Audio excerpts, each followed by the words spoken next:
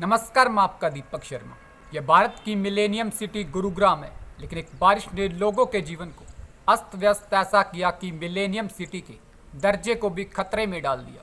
सवाल खड़ा कर दिया कि क्या सिर्फ बुनियादी ढांचा खड़ा कर देने से कोई सिटी मिलेनियम सिटी बन जाती है? क्या उस ढांचे की व्यवस्था संभालना किसी की जिम्मेदारी नहीं है?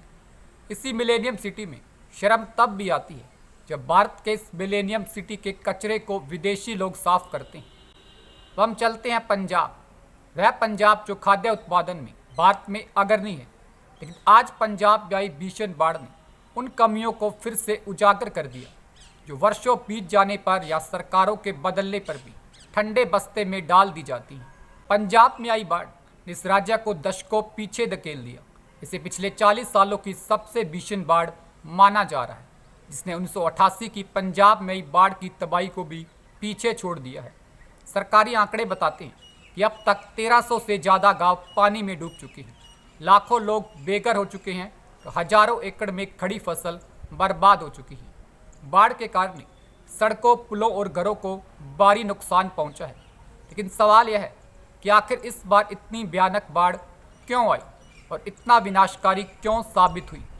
हालांकि पिछले 6 सालों में पंजाब तीसरी बार बाढ़ की चपेट में है। इससे पहले साल 2023 और 2019 में भी पंजाब बाढ़ से प्रभावित हुआ था। साल 2023 की बाढ़ में पंजाब के 1500 से ज़्यादा गांव प्रभावित हुए थे और करीब 2,21,000 हेक्टेयर जमीन पर खड़ी फसल बर्बाद हो गई थी। इसी तरह से 2019 में आई बाढ़ से 300 से ज़्यादा गांव बाढ़ से प्रभावित हुए थे और हजारों हेक्टेयर की फसल बर्बाद हो गई थी। इस बार की बाढ़ की शुरुआत अगस्त 2025 में हुई। जम्मू कश्मीर और हिमाचल प्रदेश के ऊपरी इलाकों में मूसलाधार बारिश से हुई। मानसून इतना तेज था कि सतलुज, ब्यास और रावी जैसी नदियां उफान पर आ गई।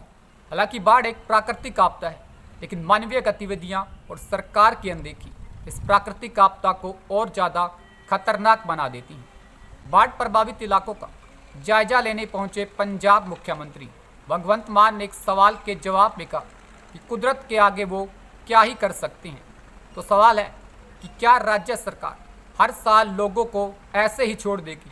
मानसून आने से पहले नदी के किनारों पर अतिक्रमण हटाया जाता है, नदियों और नहरों के तटबंधों का रखरखाव किया जाता है, सिल्ट की सफाई की जाती है ताकि नदी का फ्लो बना रहे। गांव और शहरों में ड्रेनेज की व्यवस्था को और ज़्यादा बेहतर किया जाता है ताकि पानी रुके नहीं। लेकिन पंजाब के मामले में ऐसा नहीं किया गया। पंजाब में हर साल फरवरी महीने में बाढ़ के हालात से निपटने के लिए एक मीटिंग की जाती है, लेकिन इस साल यह मीटिंग फरवरी में न होकर जून में हुई।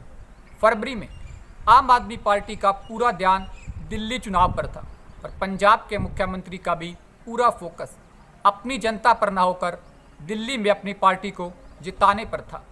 इसके बाद मई में भी राज्य सरकार इस बात पर उलझी रही कि भाखड़ा नांगल डैम के पानी को राजस्थान और हरियाणा को दिया जाए या नहीं, और दिया जाए तो कितनी मात्रा में दिया जाए। इसको लेकर बवाल भी हुआ कि भाखड़ा नांगल डैम में पानी ज़्यादा मात्रा में रोका गया। इस मुद्दे पर भी राज्य सरकार भाखड़ा नांगल मैनेजमेंट बोर्ड और हरियाणा सरकार में उलझी रही।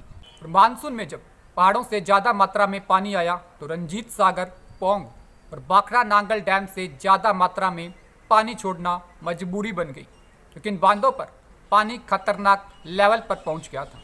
और आंकड़े बताते हैं कि नुकसान का 70% हिस्सा बारिश की वजह से हुआ, जबकि 30% हिस्सा नुकसान डैम से छोड़े गए पानी की वजह से हुआ। इस तरह आम आदमी पार्टी शासित राज्य में आम आदमी के सपने भी इस बाढ़ के साथ बह गए, जो कभी किसी छत के नीचे देखे गए थे। नमस्कार, उम्मीद करते हैं वीडियो अच्छी लगी होगी। वीडियो को लाइक कीजिए, शेयर कीजिए, चैनल को सब्सक्राइब कीजिए।